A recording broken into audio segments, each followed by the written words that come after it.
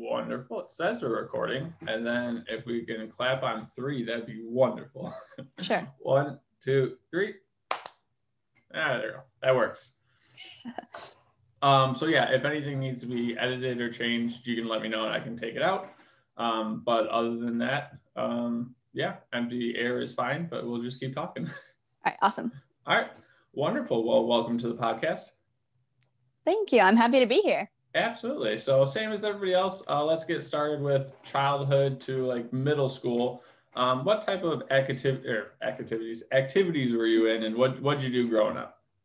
Right. So in my family, it was always a requirement for us to be very active, not because my parents wanted us to be like super healthy, but more of the fact that they wanted us to focus on being well-rounded. And while academics were very important, they wanted us to also be very involved because socially it's pretty critical to be on sports teams because there's so much that you learn through team building, physical activity, and interacting with other students as well. So it was always a requirement for us to be in sports. So throughout my years in school, I was in a lot of athletics. So I played tennis for 6 years. I did that. I competed at different levels. And then when I was about 18, I became a private tennis coach. Wow. So I actually, not because I was very good, but because I loved coaching, which is ironic since I've gotten into coaching now. But for a while I did private coaching with more of the middle schoolers who knew me because, you know, they saw me playing on the high school team. But once I graduated, I started kind of coaching the younger kids. And then I became the middle school assistant coach for a while. So that was great. And then I was also involved on the swim team, which is a very like intensive sport. So completely different style of athletics there. For sure. So I did swimming competitively for 5 years. And then that was kind of on and off, but 5 years total. I was also a competitive diver for 3 years. And then to tie those all together, I was the manager of the swim and dive team for a year. Very cool. So it's kind of all over the place. Absolutely. So and go ahead. You go. I was just going to say, along with all that, I was also, I was on a lot of different like academic teams, but I was on the newscasting team. So along with being in the sports, I was also the person that was at every sporting event because I filmed all of it. Okay. So it's kind of like I had an involvement with every sports team. Yeah. So as far as growing up, I know tennis, usually you have to start at a young age. What year or when did you start playing tennis? That's a good question. I played tennis very casually as a kid. Probably when I was like 6 or 7, my dad and I would go out and just like casually hit the tennis balls together on the court. Because there's one in our neighborhood, but I don't think I seriously started like competing till I was probably 13 or 14. Okay. Yeah. And for most kids, when they get into tennis and their first time is at high school, you're like, oh, where have you played before? This is right now. Right. Right. So if you see a lot of competitive players, they definitely played for a while. Right. So did your parents pick your sports? Did they kind of push you towards one or another, or what was your reason behind picking the sports you did? Well, my dad played tennis all through his growing up years. So he always had like a passion for tennis. And I think I saw him and my mom playing. So that kind of led me to like it for myself, just because they would include us when they were playing. So I liked it for that reason. But ironically, I started playing tennis in like 6th grade because a boy that I liked played tennis and I wanted him to talk to me. But I mean, that was short-lived. And then I just found that I loved the sport. So I stuck to it. But yeah, I would say those are the main reasons. Not for any reason would I ever feel like I was pressured to join a sport because my parents wanted me to. But I joined tennis for that reason. I joined swimming because I saw my sister and brother join it. And I saw how positively it affected them and their mentality. So I just kind of wanted to get a piece of that as well. So at a young age, that's impressive to see that, like, hey, this is doing well for my siblings. What did you see? Was it motivation? Was it discipline? What did you see improve from their character from swimming? Yeah, I would absolutely say discipline is the number one.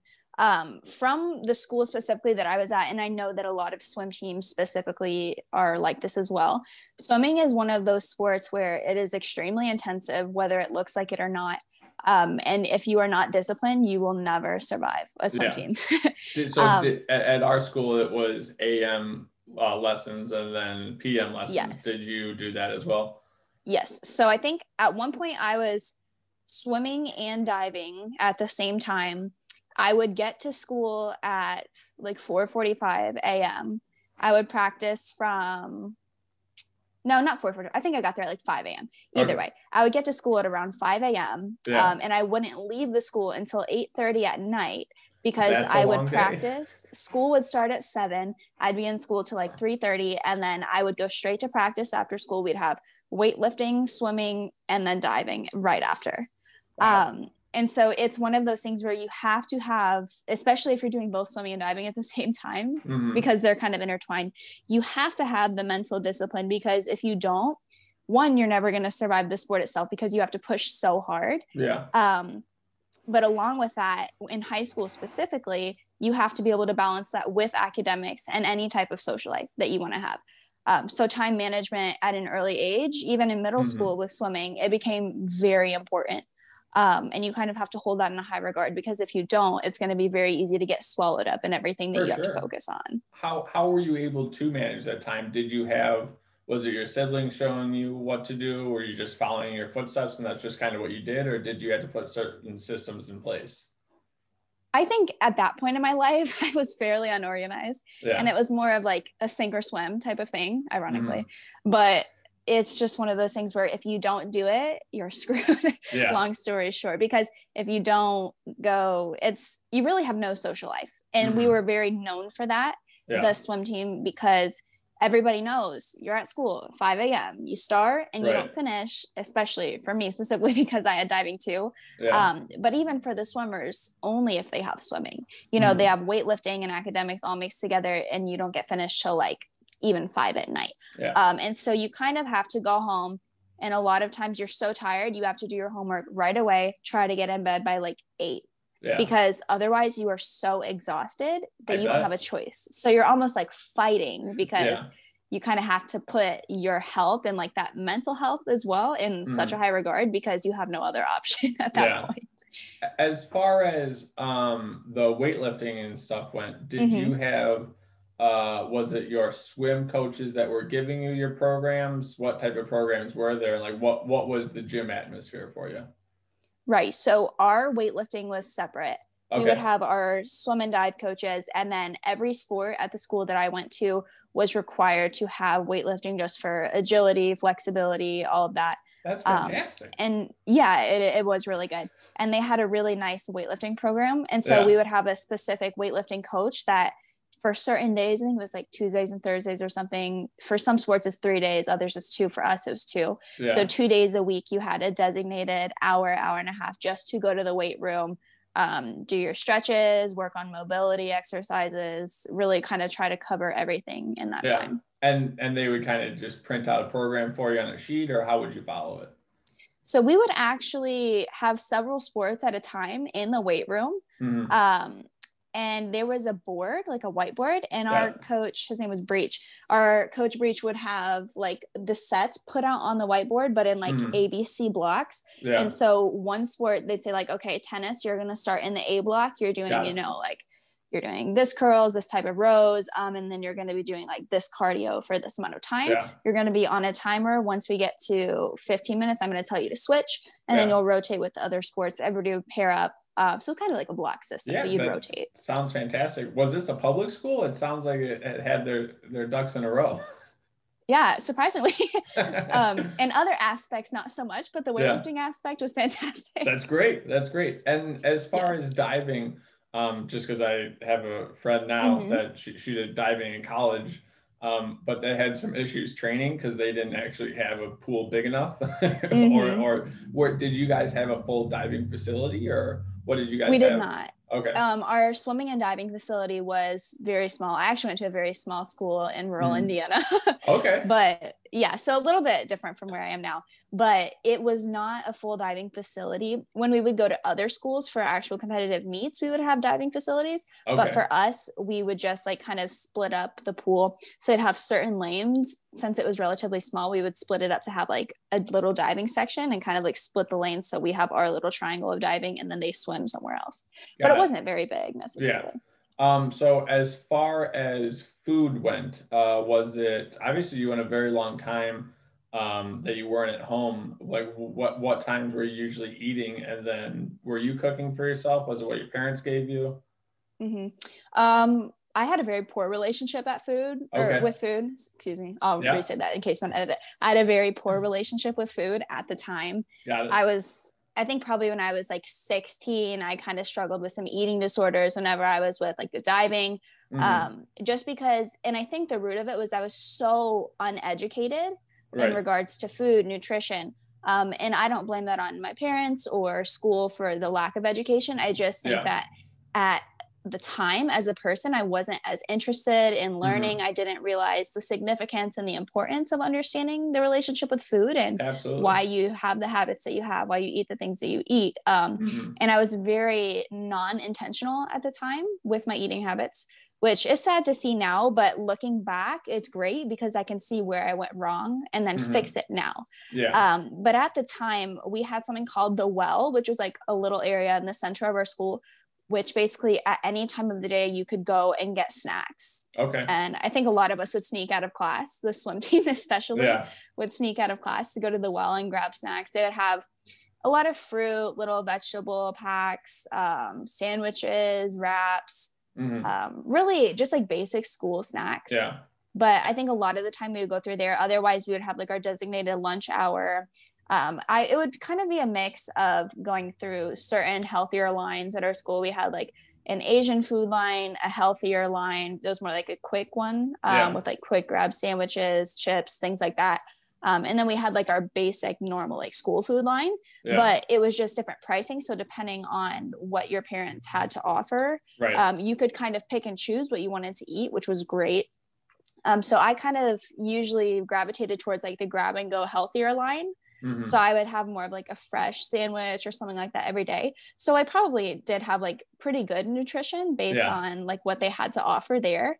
But a lot of my food was coming from the school. And then when I was home, my parents would generally, our family's a little traditional. So we always sit down and have our dinners together. That's wonderful. Which was, it's great in the long run. But my parents were very good about making sure we had like meals every night, especially during swim seasons. So did you see what was the effects, I guess, on your performance on not eating a lot of food? Where did you kind of, at any point did you see like, oh, I have a problem and this is what I'm going to do about it, or this is just what it is, or I don't have a lot of expertise in the area, but what was it to you? I mean, at the time, I don't think I realized how significant it was and how much it was affecting my performance. At the time, I just assumed like, oh, like I'm not as strong as like other people, but I wasn't necessarily as focused on being strong. And because I was a diver, it was so important to me that I was light on the board, that I was, flexible, that I could do everything I needed to do. But I was just, my focus was in such like the wrong place that I was never so concerned about my performance as much as what I looked like going on the board, because I was a teenage girl at the time. And that was really important to me, especially when you have like hundreds of eyes on you. It's like, oh my gosh, like I'm like totally exposed right now. And like, how do I look doing this dive? Like, does it look like natural? Like, do I look like I'm flexible enough to be doing this? Like, does it look smooth and light? And so at the time, I think I wasn't as focused on like my performance, unfortunately. But as I got through the next few years and I realized that like, okay, this is the wrong way to approach things. Like, how can I make myself stronger? And then once I actually graduated high school, I started to get like really focused on like nutrition, weightlifting, just for the sense of like, I want to be strong. I want to feel good. Like I want to have good habits. So what kind of pushed you in that direction? Was it a specific somebody? Was it a class? What kind of got you there? So this was during my probably during my second year of college, my sophomore year. When I was 18, I started dating a professional athlete, and that's my fiance now. Let's rewind just a little bit. How did we get there? So when I was 18, I met a professional race car driver. I had like no like professional athletic experience at all. It was all very casual. Did you meet him at the track and you're just like, oh, I didn't see you there wearing your suit, so on, and helmet, or how did that happen? Let me back up even more, actually, just to make this story much more clear. Absolutely. So I had very strict parents, Okay. and with dating specifically, they, you know, I was just like their girl, and they were like, you know, we don't want boys coming after you for the wrong reasons. You know, if a boy wants to seriously date you, I want to interview him. I want to talk to him. Like, we're going to take him in a room alone and see what his intentions are. And I think that alone kind of stood for itself in the sense that like boys that didn't have good intentions with me, like they knew not to come over to my house, because they're like, no, like it's not happening. So, which was actually great looking back. But at the time, my dad was always watching NASCAR, was obsessed with racing, still is. But I asked him at the time, I think Chase Elliott had just started like doing NASCAR, like racing seriously. And I was like, oh, he's kind of cute. Like, he's young. And so I asked my dad, I was like, if I bring home a professional athlete that's like a professional race car driver, are you going to interview him? And my dad was like, oh no, like, no. And ironically, like a year later, I was at a racetrack with my brother because he was a firefighter at the time, and he had free passes. Cool. And so at the time, I was really big into photography and videography. So I was taking some pictures in the pits, and then he and I just kind of like made eye contact, I guess. And I told my brother, I was like, I think he like checked me out. Like, I think he likes me. And my brother's like, just stop. Like in the movies. Yeah, he's like, please stop. Like, and I was like, no, seriously, watch. So I walked up to him. I just asked him to take a picture, and he was nice. I didn't really think much of it, but we kind of like kept looking at each other for the next hour or so. And we kept making eye contact. It was really weird. Yeah. And his car was malfunctioning, so he was just like stuck on there. And so he kept looking at me. I was like, okay, maybe he likes me. So I looked up his social media. I sent him a message. I was like, hey, here's the picture we took. Like, thank you for, I didn't even think it was that in depth. I was just like, hey, thanks for the picture. Good luck on Sunday. Yeah. And we ended up hitting it off. He started flirting with me. I was like, see, I was right. And long story short, we started hanging out, and now we're getting married. But that's fantastic. So yeah, as far as the photography and stuff like that, did you start that in high school, middle school? When did you, when did that become a part of your life? So that became a part of my life, I would say, at the very beginning of high school. I was on the publication staff. Okay. And so that led me to really love photography and video. Publication. So I was in the school newspaper, but so every time you take journalism 2, you're just in the newspaper. But somehow they messed up my schedule, so I was in journalism 1 and 2 at the same time. Oh, so wow. I just did the crossword puzzle for the newspaper. I love that. And covered some sports, but like what did it look like for you? As far as what I did on the publication stuff? Yeah. Oh my gosh. Sorry about that. So as far as what I did on the publication staff, I was in charge of like the photography aspect. Okay. So we would take the actual yearbook photos, occasionally write an article, but I was more photo based on the photography stuff. And then connected to our photography was another program, which was called Rewind. And that was the actual video production staff. So we would do the newscasting as well as like short films. Very cool. I was kind of involved in both. Yeah. But more of the photo side for that. So you enjoyed the photo side of it? Yes. Yeah. I still do. Yeah. Very nice. So we're winding back up. So where did high school's kind of ending, swimming and tennis and whatnot?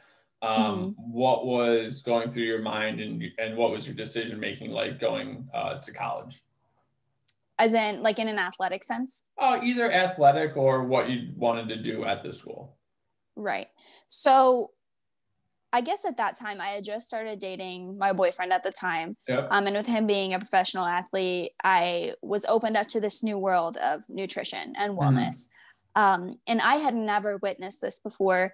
And he is very cardio based because he's a race car driver. He has to stay very in tune with his cardio. Absolutely. So what type of racing does he do? It's not round track NASCAR, is it? No. Okay. So he was driving IndyCar at the time when we met. So we met through like the Indy 500, like that season when he was racing there. Cool. And then now he races for IMSA. They do like Le Mans, stuff like that. Okay. So he races in that series now. He does the endurance. But back to what I was talking about, the way that all intertwines is that I was introduced to this whole new world of wellness, and with all of my past experiences, it was so different because I had never approached wellness being like, I have to eat this because I'm going to perform better. And I have to do cardio because if I don't keep up with my cardio, I can't do my job.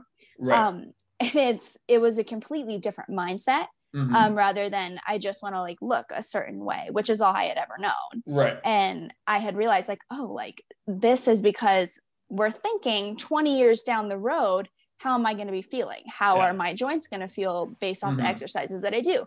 How are my muscles going to be formed based off the exercises that I'm doing? Like, how is it going to help me perform and feel better later? How's my back going to feel in 20 years?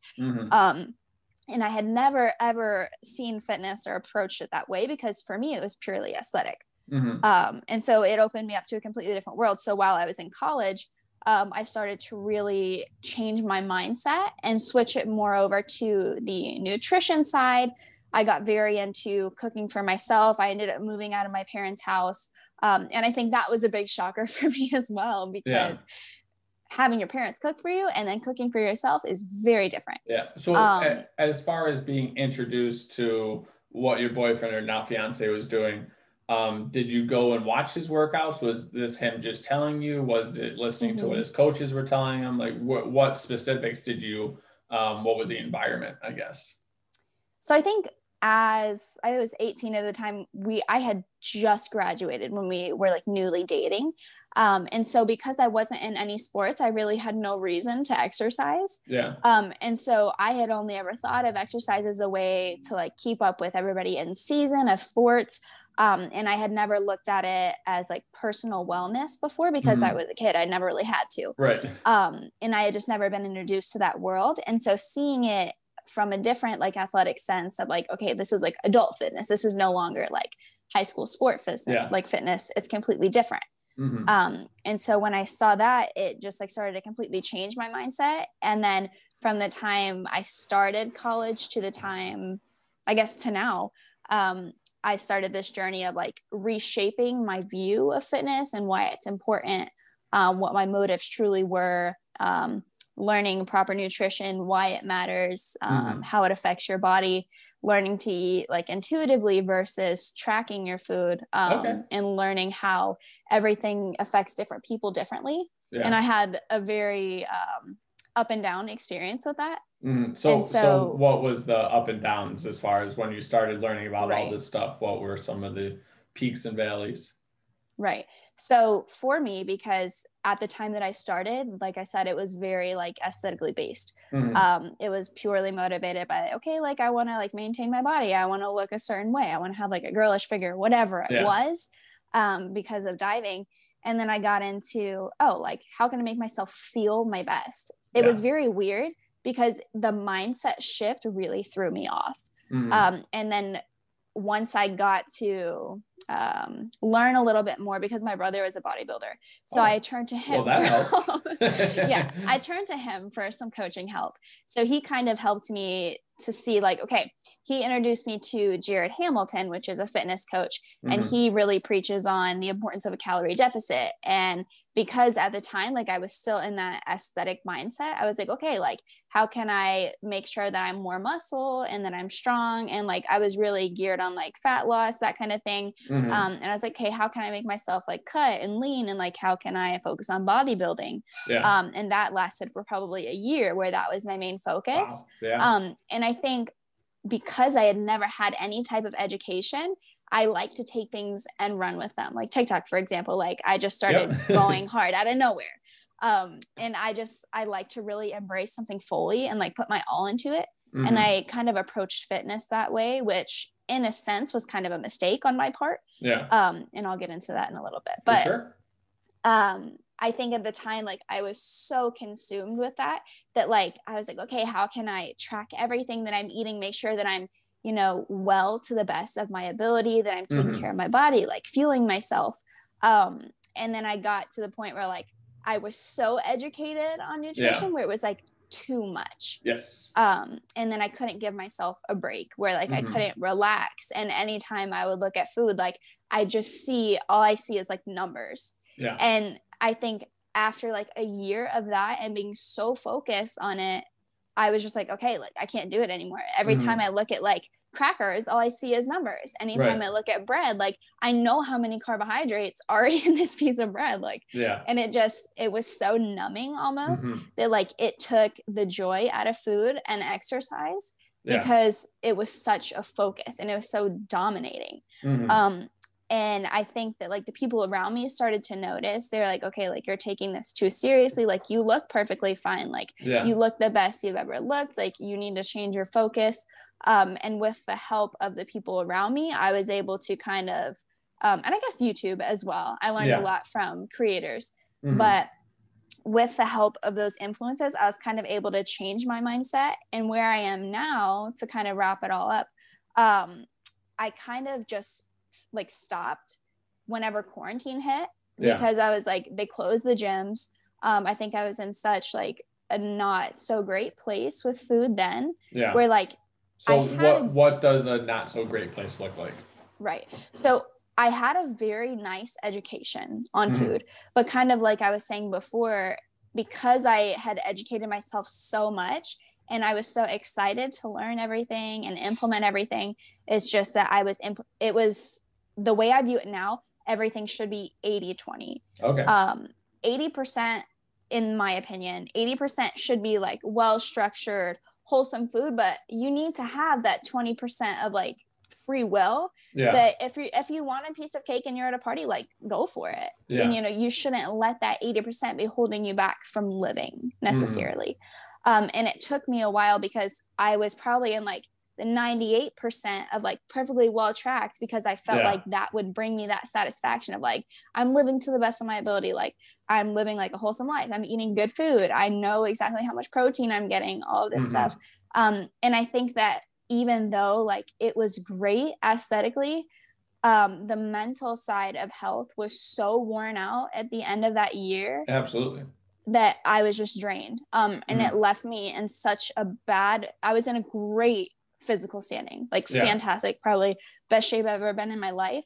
But my mental health was so poor at the time, because I was spending so much time shaping this part of my life that I absolutely neglected the other part of my health. So were you cutting for a year? Were you kind of bulking, cutting, maintenance? What did the year look like for you, as far as what were your goals and then restriction wise? I think I would go on and off. I would have certain like, I would just give myself more requirements of like, okay, like let's build muscle, but kind of stay in like a smaller calorie deficit. So I think I was cutting for way too long, because I was in a sense very uneducated, although I was doing my best to educate myself at the time, because I knew nothing starting out. And I think I spent so long like in that stage of like clean eating that it was just like too much. And not to say that it's a bad thing. I mean, it can be great. And it's great for your body, but mentally, if you don't balance it, I think it just put me in such an unstable place, because my focus was so much in one area that I neglected the other areas of my life. For sure. Did you meal prep for the week? Did you plan out your meals on Sunday? How did you kind of schedule out your meals, and what did that look like as well? So I did do some meal prepping, probably more. Yeah, I was working a lot at the time. I was working probably like. What did you do? At that time, I was working in a restaurant just to pay off my tuition. And so I was working like 30, 40 hours a week at the time. And also managing my time. Going to school? Yeah. Wow. So going to school, working like 35 hours-ish a week. And then I was going to the gym like twice a day at the time. And that's a lot. It's like, yeah, it was too much. And at the time, because I was like so focused, like I was loving the gym, like it was like my home. I knew all my friends there, like it was a good community. I had a trainer and everything too. I think there were weeks where I would be going like 12 times a week, like bodybuilding, like insane. It was just a lot. But I think like if I would have had more education, it would have went better. But looking back now, it's great because I can see like the lack of balance and how it affected me. So it was good in an educational standpoint, because I know what not to do. Now you know for sure. You have all that information. So when you're in school, what are you studying in school when you're there? So at that time or now? Oh, at that time. Well, I guess it would be now as well. Yeah. At that time, I was studying business more generally. I had just started college and I was taking more basic courses to just get my associates at that time. And then now, because I had studied my business, I got my general business, and now I'm studying psychology. Okay. So what pushed you in those directions? So the psychology is actually fairly recent. And the business goes far back. So when I was in high school, I ran our DECA program, which is how many hours do you have in your day? Not enough. But I'm not this way anymore. I try not to be, but at the time I've learned from this. But so I was one of the heads of our business program in high school. And so I fell in love with like the business aspect. And then I was so determined that, you know, I'm going to be a businesswoman. Like I want to work in the business world. And then I went all the way through finishing that degree. And I was like, I think what I love is the psychology behind business, not the actual business. And my fiance is actually one that pointed that out to me. He was like, I've never heard you talk about companies like ever. He's like, but you talk about psychology and you do all of your TikTok content on psychology. Like everything you talk about is like why people do what they do. He was like, you're in the wrong major. Like you need to switch. And I was like, crap, like you're right. And so I switched at the beginning of this last semester to psychology. Yeah. So what are you liking about psychology? What are you surprised about in the classes that you're taking now? Yeah, I love that it goes with my content on TikTok specifically. It's fascinating because I never thought I'd be this interested in a major because business. That's nice. Yeah, I have a very strange view of education. I think that it's incredibly important because of what you take from the people skills, everything you learn. But sometimes it's more about what you can learn in context of what you're learning rather than the actual physical material. Although that's important, I think that there's like most of the big lessons that you take from a college degree is the experience that you get with the people, learning your time management, turning in assignments, and the general context of each course. Because if you ask somebody after 4 years, what did you learn in this stewardship class? They're gonna be like, I don't know. I mean, you have to kind of take everything in context. So it's great for that reason. But I was very surprised when I switched over to psychology that the actual context of the material applied so well to the content that I'm already teaching. So that was fantastic. Absolutely. So what have you learned in psychology that you're implementing in your daily life, or something that you're implementing that you didn't know that was kind of part of psychology? So ironically, I've actually been studying psychology independently for several years. Okay. What spurred that for you? I think that was more of when I graduated high school, I had such a lack of education regarding self-development, independence, everything like that. And so I was kind of on my own to figure out, you know, like how do relationships work? Like what's the proper way to like identify these issues in myself? Like where is this issue coming from? Because when you get into that like adult world, you start to see like these internal problems that you have, and you kind of have no choice but to tackle them. And so when I was probably like 18 or 19, I was like, okay, like I got some issues to fix. Like, how can we start with this? Any in particular that you'd be okay with sharing, or? Yeah. I think at the time I was so lacking in self-confidence specifically, and I just had no idea how I got there. And so if you look at my account on TikTok, I talk a lot about like building confidence, why it's important, where people go wrong, and things that you need to know. Like basically my whole account is geared towards things that you need to know, like launching into an adult world and changing your mindset in that perspective. And I think at that time I was so unprepared that I had to spend the next like 2 years kind of like recovering and like getting myself to the point where I was like understanding how people interact. So did that look like a lot of positive self-talk, or that was just pure learning psychology and tricks and tips and stuff like that? I would say definitely a mixture of both. I think because of some interesting experiences I had, like my self-confidence was kind of wrecked at that point in my life. And so I spent the next few years like focusing on like, okay, where did this stem from? How can I go back and like rewrite that in my mind to where like I can completely shift my mind to where now, like several years later, I'm in a completely different place. So but that's probably speaking for the people that are going to be listening. So even while dating a professional driver, the self-worth and all those things may not have been sky high the whole time. Oh no, when we met, they were like the lowest they had ever been. Really? And I think that actually all kind of intertwined, because with him, for me at the time, I was like, oh, like he's a celebrity, like blah blah blah. You know, he's used to all these women like around him. You know, he has all these options. Like, what if I don't measure up? Yeah. And I think at the time, because my confidence was already low, that actually made it worse. Okay. And so that actually was one of the things that kind of pushed me to like, okay, like we need to get this under control, because if not, your relationship's going to fail. Yeah. Because whether I like it or not, I learned through that psychology study, I was like, oh, like our relationship is based off of how much I care about myself. And that's going to affect all of my like my interpersonal relationships, my, you know, platonic relationships, anything. Yeah. And your self-worth and your self-confidence kind of plays a part in everything you do.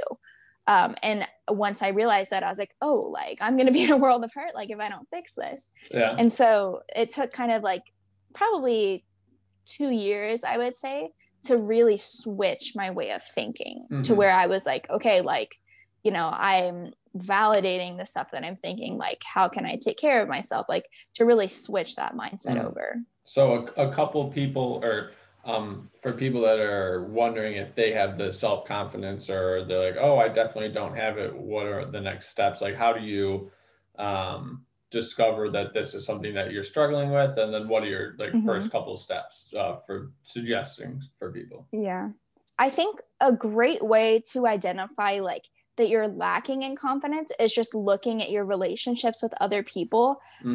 One, seeing how you're actually advocating for yourself, actually like talking to yourself when you're alone even. And seeing like if you're deprecating yourself, if you're like actually fighting for yourself in any situation, and if you're looking to do what's in your best interest, or what's just like to make everybody else happy and please the other people around you. Those are some big indicators. And I think when you're not very confident, people know. You know how you view yourself, but only you can point it out when it's an issue at the same time. Right. Because you can hide that really well to other people. Nobody's going to know but you. Yeah. And so for me, when I got to that point and I really realized, okay, like how can we tackle this? It was more of like, that's when I got into psychology. I was like, okay, like why am I doing the things that I'm doing? How do I get ahead of this? And how do I come out on the other side? And I think probably the most important things was, one, if you want to build confidence, you have to pay attention to, I just did a piece of content on this right before I got on the phone with you, but it's really important that you look at the promises that you're making to yourself. Are you keeping the promises that you make to yourself? Because like I was saying in that video I just made, if your friend says they're going to show up at 6:00 and they don't show up till 9, you don't trust them. You lose your confidence in that person. And so at the same time, if you tell yourself, oh, I'm going to wake up at 8:30 and get a head start tomorrow, but you don't get out of bed till 11, you lose a little piece of that confidence in yourself. Yeah. And it really is the same concept. And I think at that time, I had just like I had not made that a priority to keep those promises I was making to myself. And I kind of let myself down, which took a toll on my self-confidence. So there's that. And I think I was also very like self-deprecating at the time, because I had never paid attention to it. I didn't realize what I was doing was wrong. It's just what it was. So right. It was just all I knew, because it all came down to a lack of education, which to the best of my knowledge, I wasn't doing anything wrong. Right. And that's where a lot of people get stuck, is they have no idea that they're on the wrong track, which is why I love doing what I do, because I love to educate people and be like, hey, like there's a better way for you to live. Yeah. Which is awesome. And they started with that. I think at one point I had read something about how, you know, your inner child is very important, which I was fascinated with that. And so I had to go back. And then I kind of, in order to build that confidence, I think the most beneficial thing that I've ever done is like evaluate honestly and very raw in a sense. Like I had to be very raw and honest with myself. Like, okay, how am I actually speaking to myself? So whenever I would like mess up or like do something wrong, it's like, okay, what's my immediate reaction? Like, what I'm saying to myself, what I would say to somebody else. And I had to kind of go back and retrain myself. Like, okay, if I like drop a pencil, am I going to like scream at myself in my head, like curse myself out, like, oh, you're so stupid, like all this stuff. Like, would I say that to a little kid? Would I say that to my best friend? Like, if they go back to their ex, am I going to tell them that they're an idiot? Like that they're like so dumb? Like, like you would never say that to somebody else. You'd be like, okay, like you're not perfect. You're going to mess up occasionally. Like you're human. But I think where I got lost is like, I didn't realize that if I wouldn't treat somebody else like that, like I deserve that same respect. For sure. And when I changed my mindset, I think I really started to realize like, oh, like I'm pretty rude to myself. And so that takes a huge toll on your confidence. But at the same time, when you can catch that and change the way that you treat yourself, your self-confidence will start to skyrocket. So what did you see? Was it immediate? Was it a, hey, I need everything to be fixed in the next week? What was the process as far as you coming to these realizations and just your confidence growing and things of that nature? I would say it's absolutely not an immediate thing. With any change in either your mindset, your body, anything, you're going to need at least like 6 months or so of consistency to really see like a legitimately strong change. And I think it took probably 1.5 years, 2 years for me to really like reshape that style of thinking where it was almost a fake it until you make it. And then one day, like I went from, you know, at the time when I was like 18, like looking in the mirror, like I legitimately don't like anything about myself. Like I need to exercise, I need to do this and this and this so I can like fix myself. To like now at 21, like I look absolutely homeless. I walk by the mirror, I'm like, you are so freaking cool. Like, and I just like legitimately laugh at myself because I'm like, okay, like I still deserve respect. Like, okay, I don't do my best, like whatever. And it's a completely different mindset shift, but you almost have to fake it till you make it. And then one day you're going to walk by the mirror and be like, I like you. Like, but it's because you put in the work to shape that style of thinking. So how did you know that it was going to take so long? Was this your professors? Was this a study? Was it somebody else you follow? Who was giving you this kind of roadmap that, hey, this is going to take a while, but just keep pushing? And then how did you keep pushing? Honestly, I don't know that anybody necessarily told me that. I had learned through, you know, sports, exercise, that if you want something to actually come to fruition, like you have to be consistent, because without consistency, like you will lose all the work that you put in. And if you're not willing to be consistent, nothing's worth doing because it won't stick. I kind of took that concept from like health and wellness and applied it to mental health and wellness to see like, okay, if I'm going to do this, like I need to do this for 6 months. Like I would set reminders on my home screens and my lock screens. And then I would just be like constantly checking myself. Like, okay, like, so the environment was helpful. Yes, massively. Was there anything, any studies or anything that sticks out that your professors have said lately or in the last couple of months that kind of has either resonated with you or has kind of changed your perspective on anything? Yeah, absolutely. A big part of my study came from books. Excuse me. That was really important at the time. I read a lot of self-development books. I'd even go to like a Goodwill bookstore and just get like anything that applied to my situation. Start rattling some of those books off. I'm going to look at my bookshelf and see if I have any of them. There's one that helped me a little bit confidence-wise. I'm going to filter myself because I don't know who your audience is, but it's by Mark Manson, The Subtle Art of Not Giving a That blank. was actually the last book that or 2 books ago that we had on our book club. So that was definitely a good one. That was one. There was another one. I can't name the author off the top of my head. It's called Crushing It. That one was really interesting. Yes. Yep. Vanderchuck, I think.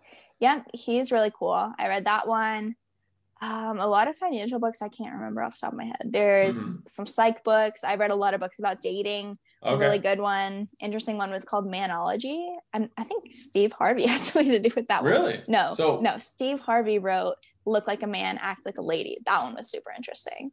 Really? What was the I guess what was the subject line that you would find that book, or where did it show up on your searches? That one was more of like, I was trying to figure out, because my self-confidence was having such an impact on like my dating life at the time with my boyfriend at the time. And I was trying to figure out where I was going wrong. And through reading, like I was able to realize, okay, a lot of your relationship is based off of how you treat yourself and your own self-worth and self-confidence. And I think I was looking for answers at the time with like dating and where I was going wrong in relationships, like where like certain aspects of like arguments were coming from, things like that. And I look to books very often for answers. That's great. And I think at the time, those books were very helpful for like answering some of those questions, which led me into like the self-development. That's fantastic. So when did you get started on TikTok? What got you started on there?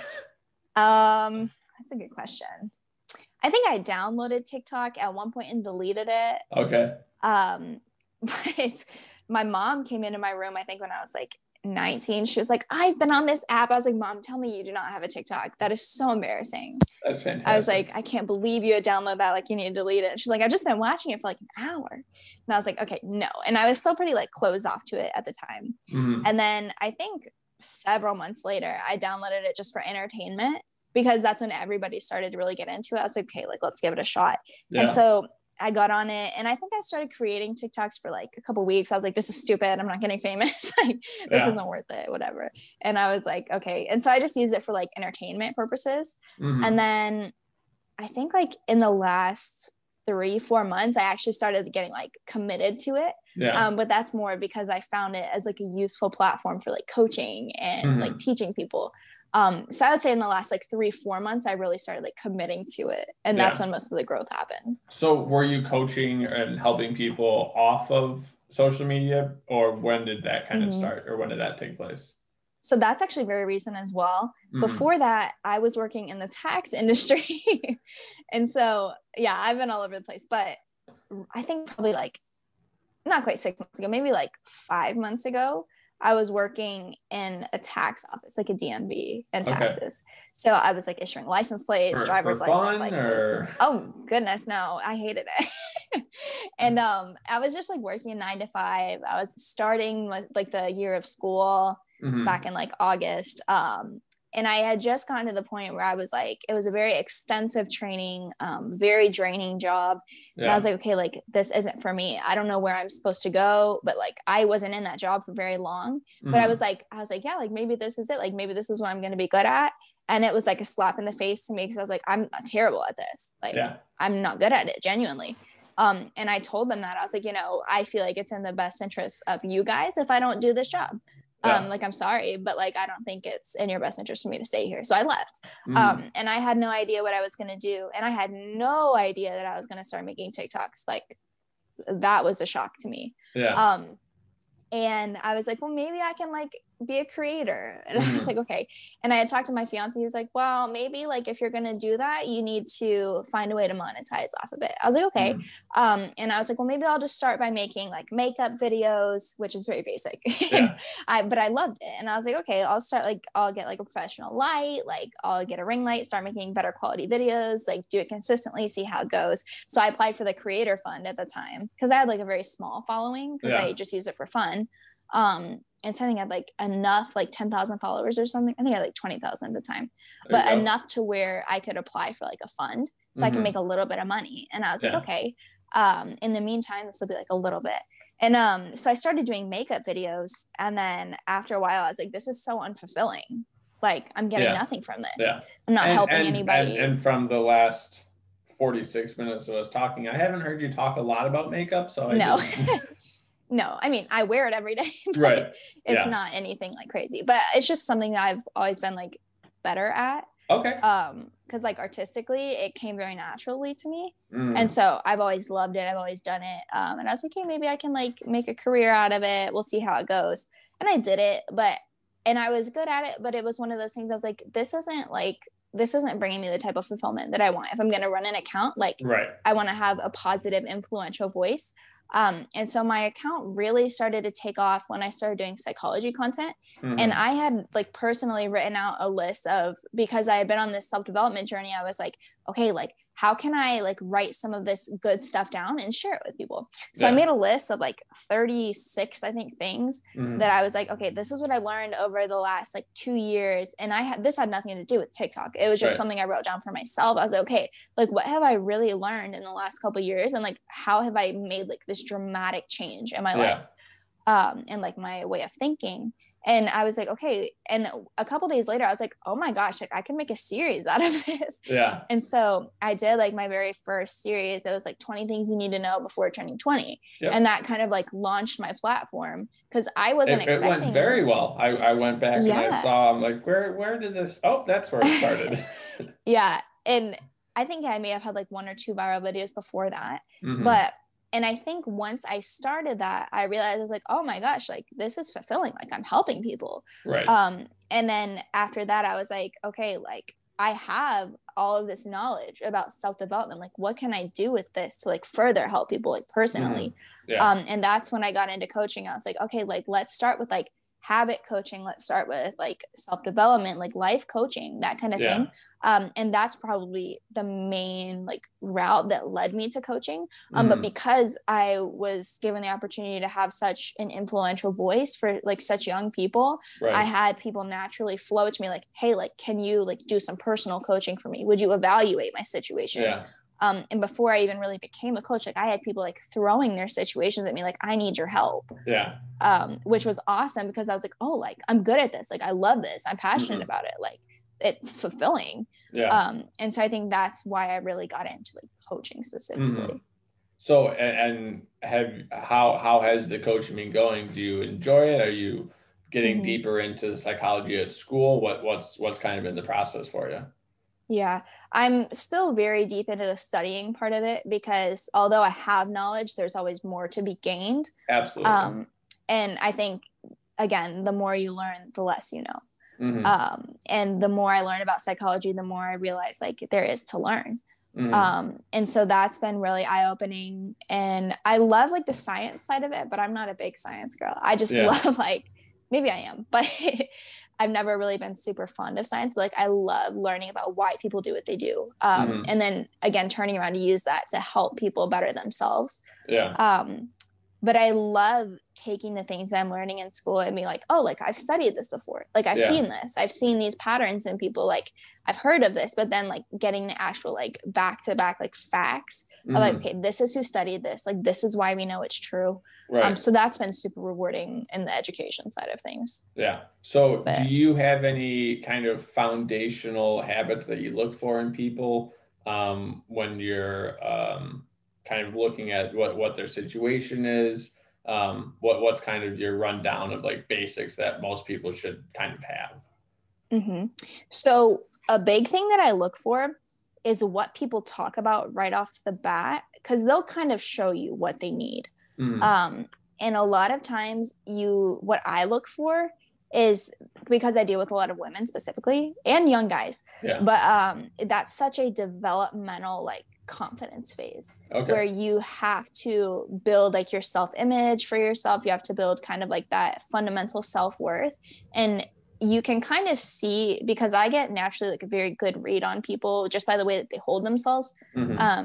Just because that's the way that I see people, but and that's more of a natural thing. I think you're born with that or you're not. But I'm a young child. I was the youngest of 4, so I observe people like naturally. And so immediately what I look for off the bat is like how people hold themselves, like, because I try to look past like what they're saying and really see where they're at. If they immediately go in talking about like their relationships with other people, how they find that like they're seeing these patterns of other people not treating them well, like they are, running to the same type of guy over and over that's not treating a woman well, or whatever it is, or they're not being treated well, they're like relationships or dating relationships, whatever it is, like, okay, like, do you realize that the way that you're interacting with people, a lot of that stems from how you carry yourself? And I think that always takes people by surprise. They're like, what do you mean? Like, I've just come into contact with all these bad people who like don't value me. And it's like, okay, but like, what are you looking for? Who are you allowing into your life? And I think I immediately look for people's patterns to see like, okay, what do you hold in high regard in your relationships? Like, where do you draw the line? What boundaries are you creating? And so I immediately look for people's patterns, I guess, to see like how the way that they carry themselves, first of all, is affecting everything else in their life. Yeah, for sure. So the question keeps popping up in my head because I don't remember if you answered it or not, but it's kind of off topic. But your eating habits now? Do you meal prep? Do you plan the week ahead? What does that look like now that you made it past that year and kind of you've changed your mental health as far as food goes? Yeah. Sorry. That's a good question. I am surprised I never actually got back to that. Yeah, it kept coming up in my head. I'm like, there'll be a time. We made time. Yeah. Okay, well, good. Yeah, I'm happy to answer that. So now my situation is actually pretty different. So I totally forgot to get back into this, but as quarantine started with coronavirus and everything, they shut down all of the gyms where I live at. We had no access to gyms. Yeah. And that was still at the time when I was going at least like 4 or 5 times a week. Yeah. But I knew like I was slightly unhealthy. Like at that point I was like, okay, like this is becoming like more of a chore. It's like more obsessive and I'm doing it for the wrong reason. So I was like, okay, like this is quarantine, gyms are closed. Like this is a great opportunity for me to like tackle this and get ahead of it. And because the gyms were closed, I was like, okay, how much of my identity am I associating with like exercising? Like how much of my personality am I letting that like be? Yeah. And I think it was one of those times where like I was saying before, like your raw evaluation of yourself plays a big part in your health, whether that's mental, physical, relational, everything. And because I had so much time to myself, I ended up losing my job at that point because of Corona. And I had a lot of time to myself to evaluate. And I was like, okay, like I've got a lot to fix here. So I actually told myself, I was like, okay, you know, I'm pretty healthy, but for now, like, let's stop. Like, let's just stop going to the gym. Let's just eat normally for a little while. Like I still paid attention to what I ate at the time because I was still like very like intentional with it. Absolutely. But I was like, okay, like let's just take a break. Let's chill out for a little bit. Let's like kind of like recover mentally for like a couple weeks. Like, let's see where I'm actually at. And I think I came to the point where I realized like, okay, like I've let this like healthy image take over so much of like my identity with myself that like I've kind of lost the importance of it. And I was no longer doing it to be healthy. I was doing it like to keep up this like image and these like goals that I had for myself. But really, I didn't realize that although like I labeled it in my brain as being like healthy for me, it was actually very self-deprecating. Yeah. Because I was doing it not because I cared about myself. I was doing it because I didn't care for myself. And I didn't care how it affected me because I wanted to be something that I wasn't. Right.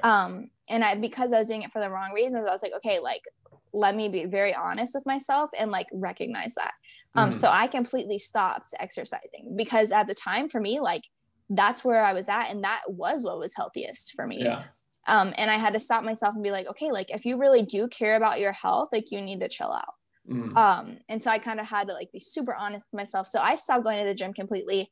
And then I started eating more normally again. And now I'm at the point where I'm trying to focus on eating like healthy, but like very intuitively. And now that I'm like recovered in a sense, like, okay, like I don't look at food now. And I know like I'm able to look at food and not see numbers anymore.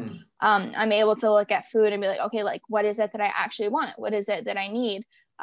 Is this going to be like beneficial for what I'm going to be doing later in the day? Is this going to give me the energy that I need to feel my best? And I think that a lot of people get so lost in that they realize like, okay, like if you're actually doing this for health purposes, like what's best for you genuinely, not just what's going to make you maybe look a certain way. Like for some like intensive purposes, like that's great.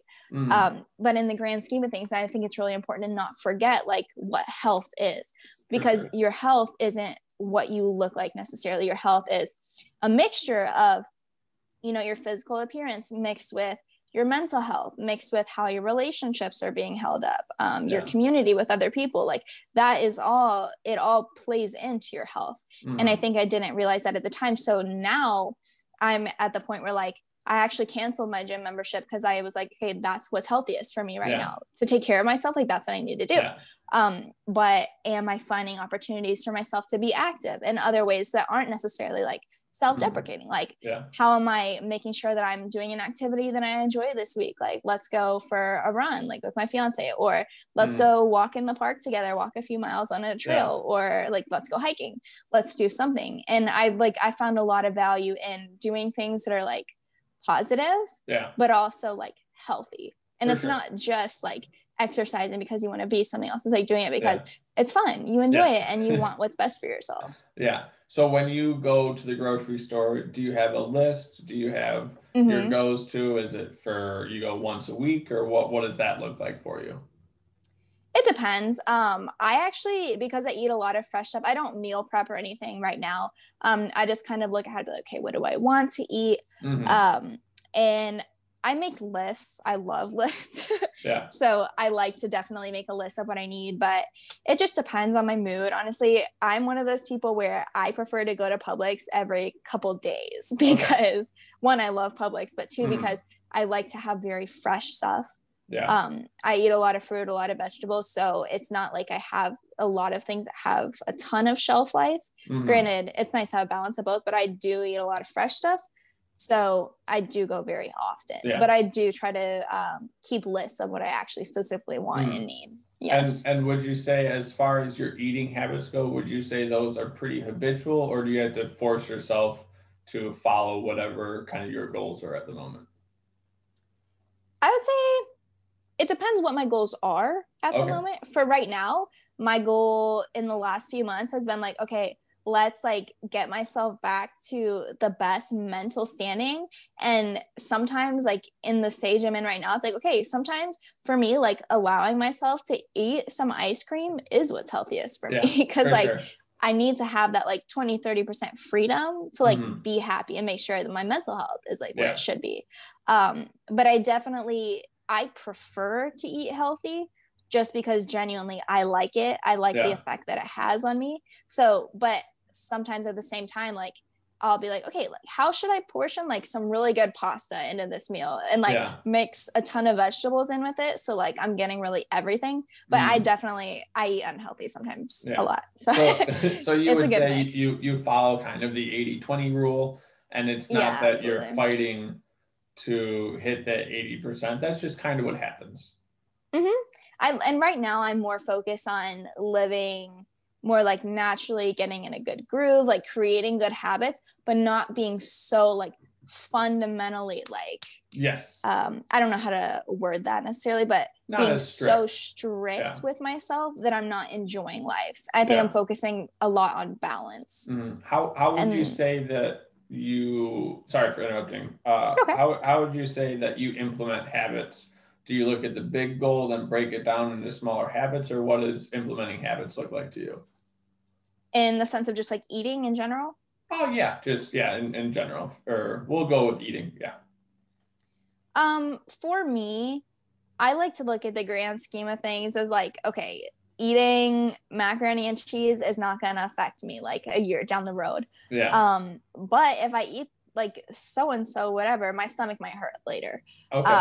I like to look at the general effect that food has, but I'm also at the moment I'm trying not to focus as much on like, okay, like this has more calories than this, but looking like, okay, if you were going to die right after you like ate this, what is the thing that you actually would have want to have had? And not necessarily making your decisions off of like aesthetics. I like rather that. What's best for you in the moment. And that kind of makes your habits a little bit easier, since it's not just either focused on the scale or the number that you see on there. Yes, but I also like to rely at the moment a lot on intuition, because I feel like sometimes that can be very healthy. Because your body knows what it wants and what it needs. Yeah, absolutely.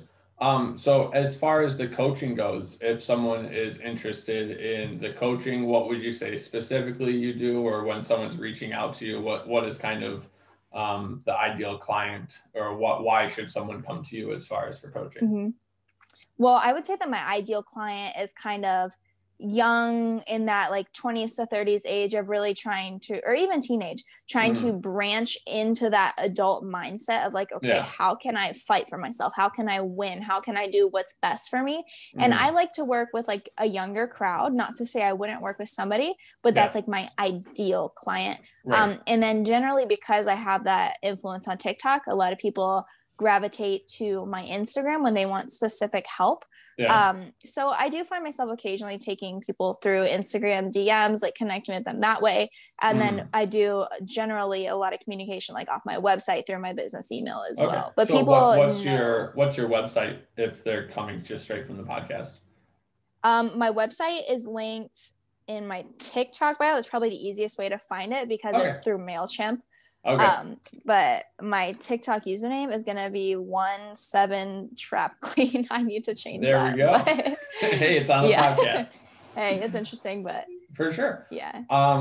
So as far as coaching goes, a lot of people they see coaching as a negative or like, oh, it's just an extra expense. But what would you say, because I've paid for coaches for a long time because I value getting the information from other people. Sure. Why do you think coaching benefits people so well? I think it all depends how you look at it. I think you could definitely look at it and say this is a waste of money, but it depends because in a way it's an investment. Right. People don't buy stocks because they want to spend money. They buy stocks because it's going to have a good ROI. That return on investment is worth that few $1,000s, whatever it is. Yeah. But for somebody to even just get like a one-time call, like that money is not wasted. That money is something that you're investing into the betterment of your mental health, the betterment of your current situation, your mindset. And I think there's nothing more valuable than the way that you carry yourself and your self-image. And I think that truthfully fixing that and getting to the root of what you need to do to win to the best of your ability, there's no price you can really put on that. So even if it were incredibly expensive coaching, whoever it might be with, I think it's definitely worth the investment in yourself. Well, and usually the coaches that are $5,000 or $10,000 or $15,000, those ones usually don't have a problem getting clients because the people going to them know that it works for a reason. Yes. So, and I'm not one of those coaches at all. Yeah.